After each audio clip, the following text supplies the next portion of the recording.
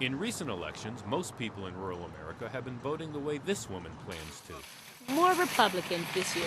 But according to a new poll from the nonpartisan Center for Rural Strategies, this election may bring the kind of change that this voter wants. To get Congress back control, get the Republicans out of Congress. Here's what the poll found.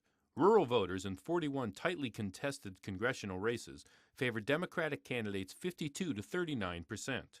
Just last month, the same poll showed the two parties tied at 45%. Republican strategist Bill Greener says the poll sends a clear message.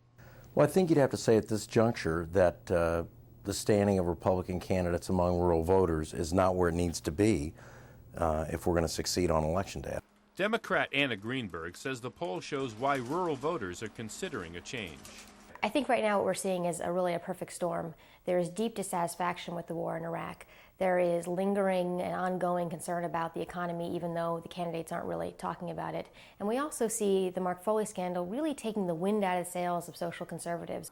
More than half of rural voters say that when it comes to moral values, parties don't matter. Still, Republicans hope voters will value their record. Republicans did tackle the war on terror, and we have been blessed with no attacks since 9/11.